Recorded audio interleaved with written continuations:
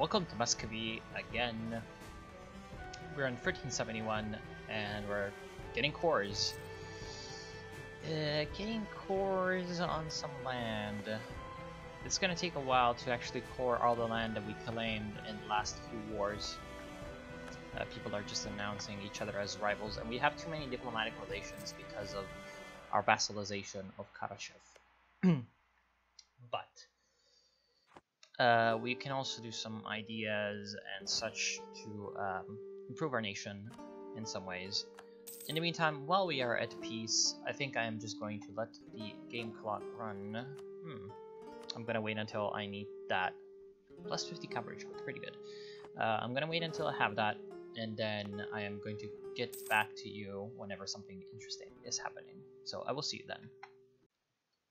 Okay, so I noticed an opportunity. Ryazan has no allies, or I think because their prince battled on an heir, or something of the sorts happened, so they lost a lot of marriages and alliances, and now I can attack them. So I thought I took a bit of a, well, I also take the opportunity to also talk about, well, first let's get the technology, because that's going to help us. I'm going to also talk about a little bit, is how Muscovy got so big. Ooh, thanks, good. So now we now have a extra diplomat as well, and ooh, Lithuania declared war on Kiev. So that's interesting, because in this time period, gonna get sidetracked a little bit, but you know how I am. In this time period, Lithuania indeed took over the area that we know today as Ukraine. It is really in this time that, well, sure, let's just give them military access. I don't really mind. I am building a troop somewhere. Where am I doing it? Oh, right, Kolomna. Good. What happened was that, well, the Horde essentially had mostly control over Kiev. It was a tributary state of the Horde. Right now it's not represented, just like Muscovy being a tributary state of the Horde is not represented. And then there was a conflict. Oh, religious turmoil. Well, okay, that's annoying, but still. What ended up happening was that I'm just gonna wait for my army to be fully organized. Was that eventually there was a bit of a conflict over the Dnieper, because of course the Dnieper is a very big trade node around the area, and what ended up happening was that Lithuania defeated the Horde, and then around the same years, oh, I have a truce with you. That's probably not something I want to break. Wow, that's a long truce. 1386. Oh well, I already got my army though, so I could just attack Novosil, but Novosil is getting attacked by Pskov. Pskov? Why are you attacking Novosil? Kiev? Oh, because you're allied with Lithuania. Okay. Are you allied with Lithuania? No, you're allied with Kiev. Oh, so I guess this is exactly the right time to attack Novgorod. Well, that's good. That's really good. My objective is going to be to take Voloklamsky. So, that. Does it have defenses? Yes, it does. It's got a fortification. So, I shall declare war and attack. Now, Muscovy didn't push north against the Novgorod Republic. Ooh, gifted Radnavyerie. So the Radnavyerie are people who follow the old faith of, well, technically the native faiths of Russia, aka the Slavic pantheon. So a Russian man of considerable talents has emerged in Vladimir. Unfortunately, he professes a foreign creed. That's not true, because it's actually, well, more native than Christianity. That by itself does not automatically disqualify him for service, but it did complicate things at court. There are many examples of this throughout history, from the Jewish bankers of Christian Europe to the... well, I will let them loot. Oh, just war. Oh, okay. So, of course, the head of our church gave us blessings, which also is going to bring up an interesting point. Now, from the Christian viziers of the Ottoman Empire to the Zoroastrian generals of the Safavid Persians, These men served their masters well, but also worked towards the rights and freedom of their compatriots and ruffled the feathers at court among the good Orthodox people who felt bypassed for an infidel. Consider carefully. So, yes, this is exactly like that event for supporting or not a minority. Now, I will always have room for talented men. That is going to decrease my legitimacy and prestige. But I will gain a general with 30 tradition, which is actually really good. Because my general right now is pretty weak. So who do we gain? We gain Yevgeny Barufsin, who is much better than our other general. He doesn't have better... I shall stop the smugglers. Please no. Okay, I didn't lose the stability. Hold on. Yeah, okay. I think I need to decrease the volume a little bit. Yes, like that. And yes, so he's not that much better in terms of shock. So he's not going to be doing raw damage as opposed to Aliek, who is our general right now. But he has a much better maneuver, which is really important. And I shall kick my other general off. Now, who are we exactly at war with, other than Novgorod? Looks like only Novgorod. None of their allies joined. Excellent. The reason that, well, one of the reasons that Moscow... Can I get military access with you, Tver? Yes, okay, that's gonna help a lot. Because you're right in the middle. Wait, what? Oh, right, you're already there, so I guess you're just gonna be doing that regardless, but still. Because Novgorod has territory that here it's represented as forests, but it was also marshlands. And what that meant was that very often... Yeah, let's just leave a regiment of infantry, and we shall go for Novgorod itself. I wonder how good the defenses are here. A level 3 fort, so not as good as Moscow. Which is actually... I will not permit that. Which is actually kind of inaccurate, because as I was about to say, there were a lot of natural defenses around Novgorod, and then it got the bonus of being around the Volkhov River and this lake, so it could get supplies from the Baltic Sea. And here's the Novgorodian army. They're going to Muscovy, so we're not going to be worrying about them. Which is good, of course. In the meantime, also Smolensk is feeling the heat from Novosil. So Novosil is getting sieged down by Smolensk, and Novosil is sieging down Smolensk. They're doing the switchers. And yes, because of all these natural defenses, even the Horde was not able to take Novgorod. Which is one of the reasons why Novgorod was able to prosper so much in this time period, is because, unlike other Russian states, they didn't have to deal with the Horde. Now, the Horde rivaled us, but if we go ahead and see, we do have historical friend. If the reason why Novgorod prospered so much, and I think we just got a disease outbreak. Yep, we just got a disease outbreak. Oh no, that's winter. Not good. And we also got a mild disease. Okay, so nothing too major. There's a supply shortage. So we should be able to take Novgorod eventually. Does Kholmsky? No, it does not have defenses. So let's send in a unit. We also have our friends up here, Galich, moving about the forests. Not sure why. Yeah, and what ended up happening was that Novgorod prospered because the Horde left them alone, / they diplomatically were able to juggle them quite well. So, for example, the famous Alexander Nevsky, who won the war against the Teutonic and Livonian orders in their crusade against Russia, the reason he was able to do that was because he was, well, he paid tribute to the Golden Horde, so he was their vassal. He submitted peacefully, and as we all know, the Mongols, well, sale of public office. I'm not sure that's too good of a thing. Yeah, indeed, it does not give us anything. The next one is going to give us another idea group. Oh, it allows merchant republics.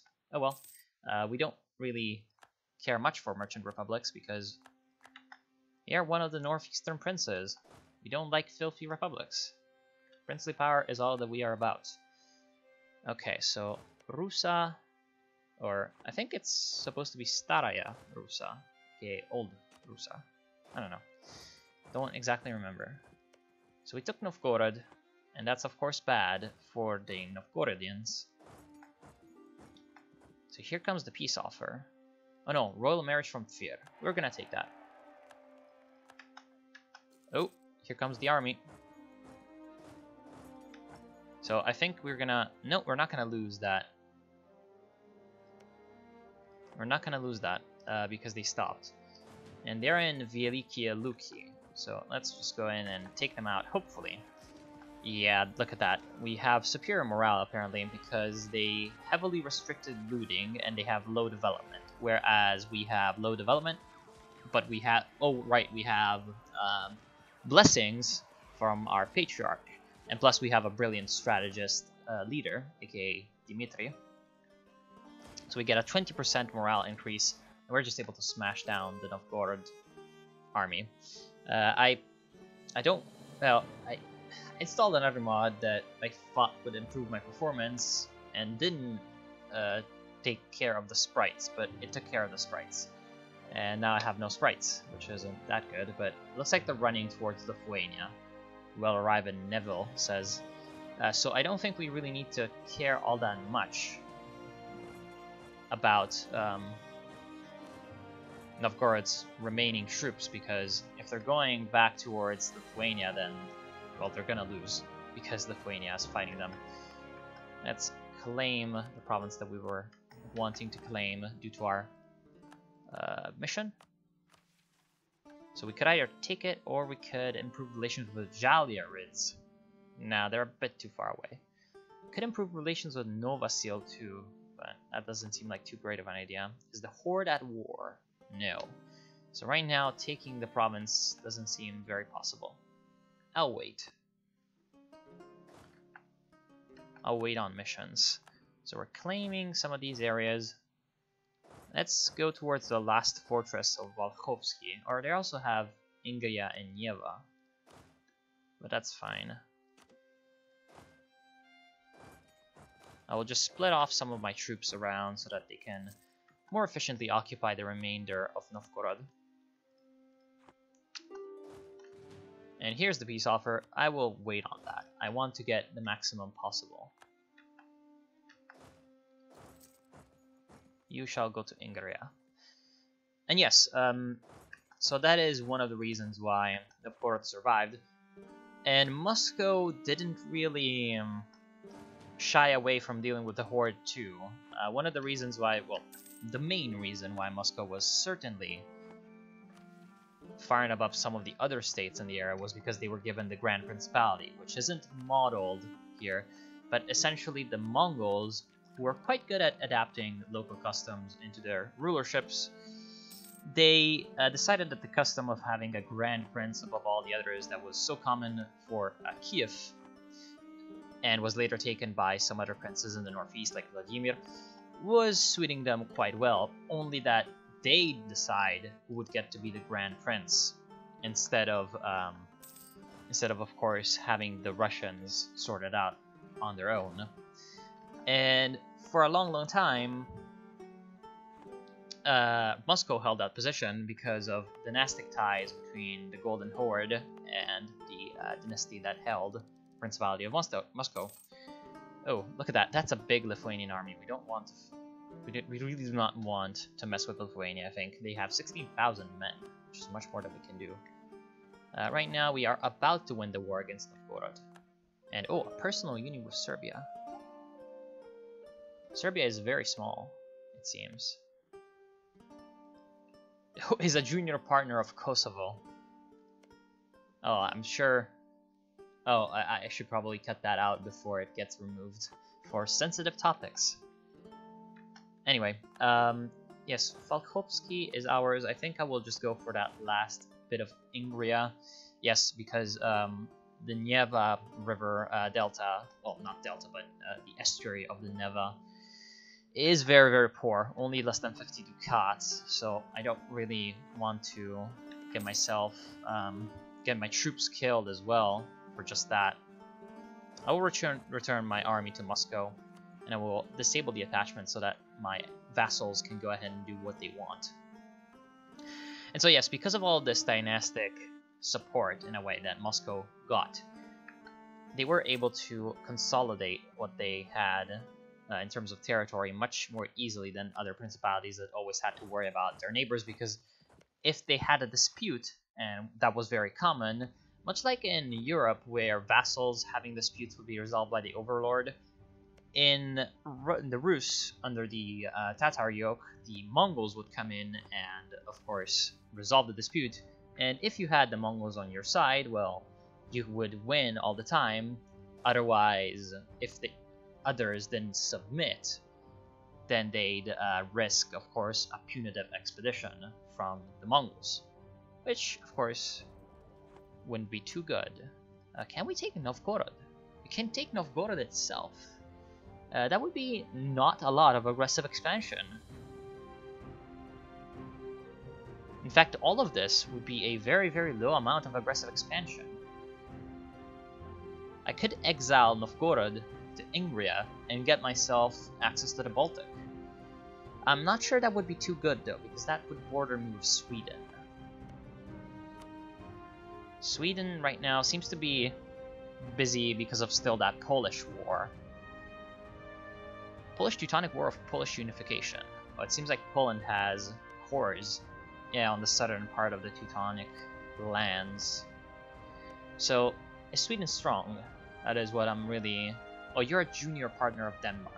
Okay, so I shouldn't have to worry too much about Sweden. And I think this peace deal would be very, very good for me. I could also take a lot of money out of Novgorod.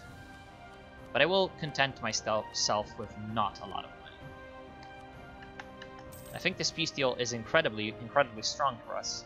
I will also get a lot of stability from all the loot. And that forces Novgorod out of their capital. Very nice. Which, of course, is a very rich province.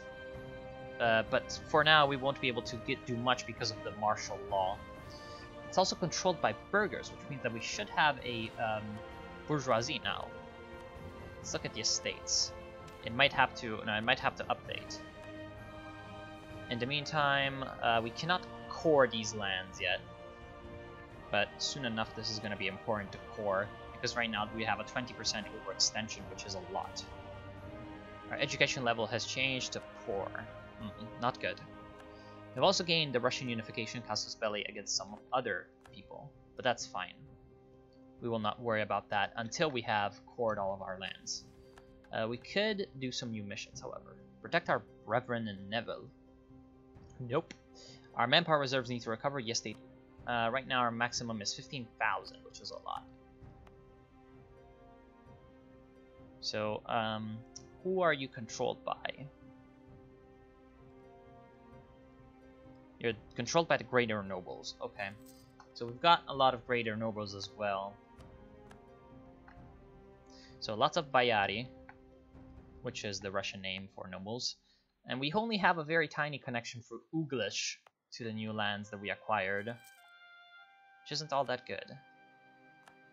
And oh, England declared war upon France for the English-French, well, the 100 Years' War, essentially. Excellent vintage. Oh yes, so for example, there was once this dispute between Tver and Moscow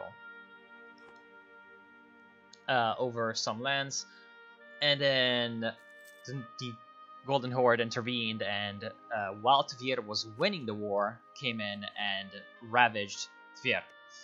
So with the help of Moscow. So the sort of much vaunted from later, I guess you could just call it propaganda from the Russian state of course, we defeated the Golden Horde, etc., etc. We were unified under the banner of Moscow against the yoke of the Tatars. Well, that's not entirely true, mostly because just like with any other big foreign invasion, local powers took advantage of the new conquerors to settle internal disputes. That's, of course, something that usually happens and then people deny. Ooh, Kiev entered an alliance with Ryazan. Maybe not too good for us. Let's assess the power of the bourgeoisie. They appear to have a pretty decent annual income, and their treasury seems to be mostly empty, probably because we ravaged all of the territories. I think they only have Severnaya Rus, aka the Northern Rus. They might only control Novgorod itself.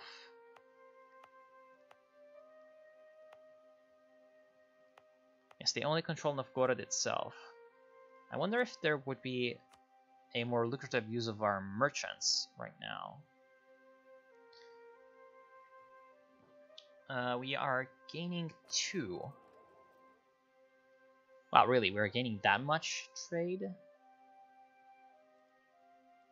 How much income are we actually... Well, we have 2 ducats in trade value. But it doesn't seem like we gain any income. So let's move our merchant. That's gonna mean a little bit less collection in Muscovy, but that's our home node. So let's see if we can get some money from that. And they also have some privileges, which hopefully soon enough we shall maybe revoke. I do not know. They don't really have that many privileges, but it's going to be driving up our corruption as well. And now we earn quite a bit of income from that, which is very, very good. And our army has been rebuilt, and it's at force limit. So at this point, I think I can very safely clamp down on the army payment to get some extra money. And once Novgorod, of course, is cored, we're gonna get tons of income out of that, which is of course very good. And oh, our agent has been discovered in the Gold Horde, or the White Horde. We can also make states. Now, Novgorod is already a state, right? I'm guessing. Yeah, we control all of it. I think it's already a state. We can make either Bryansk or Ryazan a state. Oh, because they're not cores, right? So that's why we cannot. So actually, we're gonna wait until I can make this. For some reason, Novgorod is the state and Severnaya Rus is the province. Even though northern Russia would make more sense to be the state. Oh well. Wait, Castile intervened in the civil war. Well, the 100 Years' War can be seen in a way as a French civil war, because technically England at this moment was a vassal of France, as much as that sounds strange. Technically, of course, because of Normandy. Normandy, of course, the domain of William the Conqueror, who later became King of England, was technically subject to France. And so sometimes there was weird diplomacy because of that. Soon enough, we're also going to have the ability to get a navy from here. And oh, we're close to meritocracy. To getting meritocracy from that. Oh, the plague.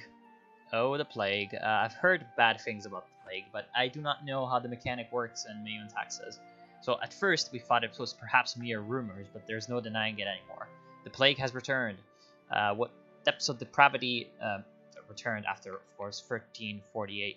What depths of depravity were the wretched deeds of man that God sought the need to return such misery to the world? Some say we should accept the punishment that God metes out, for men of purity and virtue shall be spared. Cynical minds say we should be prepared. Whatever the case, we will need to coordinate with both. I think... I don't think these two options really make a lot of sense. High trade map, production modifiers. Let's do God help us. Now, I think in the trade map we will see where the plague is. Right? Sorry for the ignorance, but I've only really seen the absolute base. Oh, there it is. It's in Greece. It's in Greece and Anatolia. That's probably gonna clump down a little bit on the Ottoman Empire, but also on the remainder of Constantinople, most likely. I'm guessing that they're gonna get the plague too, because they're a very heavy trading port. So we might get spared because we are kind of out of that trade zone. Of course, we did just conquer Novgorod, so we conquered a port. And we might get it from the north, or we might get it from the steppes. Now, the first plague, I believe, came over from Kaffa, which is this one?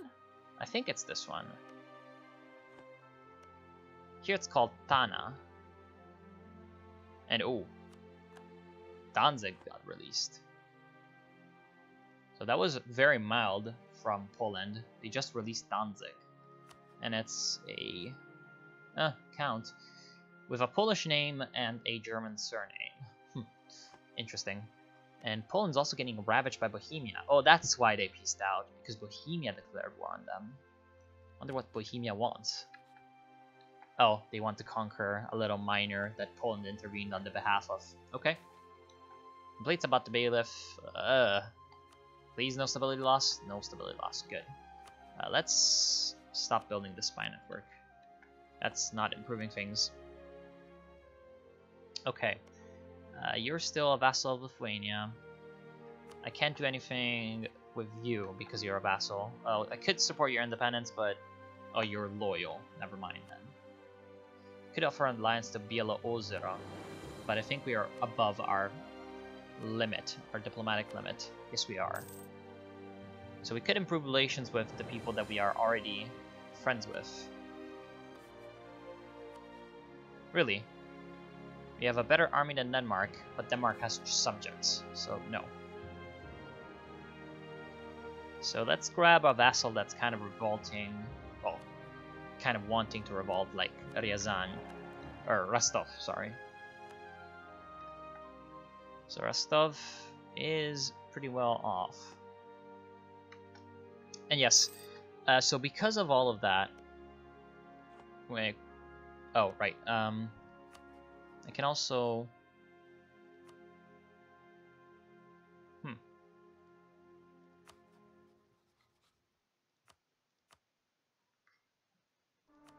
Sorry, I was just thinking a little bit about that. So because of all of that, Muscovy was able to use the Golden Horde to its advantage. And essentially play the Golden Horde against its rivals like Ryazan and Tver, and rise to prominence. And it was able to maintain the territories also through dynastic successions. And yep. So in Sievernaya Rus, a center of trade, we do have the plague. Let's see where else the plague has appeared. Yep, it came in from the Baltic, as I expected it to. We could kill anyone that leaves the province.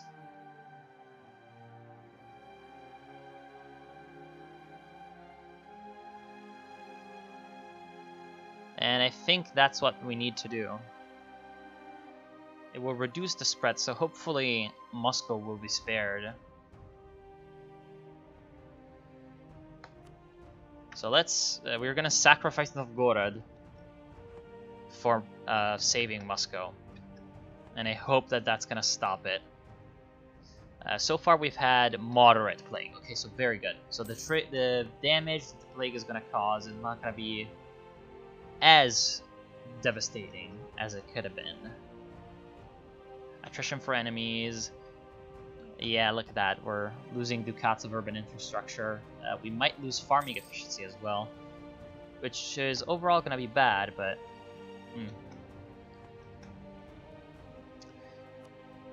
Yeah, not very good. And what eventually happened was that when... Okay, so when Moscow was strong enough, or at least believed itself to be strong enough... rip. To take on the Golden Horde in a dispute that didn't really go in Moscow's favor, Mr. Donskoy decided that he was going to not abide by the commands of the supposed leader of the Golden Horde, even though there was kind of a civil war going there. And that's when the battle that I thought happened down here, but really happened maybe about here, the Battle of the Kulikovo field near the Don happened. And that was the first battle in which the Rus were able to actually defeat the Mongols. Now, we kind of know that some of the narrative about the battle is kind of bullshit, and I think that I have basically run out of time, so I'm going to continue talking about that in the next part. I want to thank you for watching, hope you've enjoyed Moscow so far, and I'll see you soon.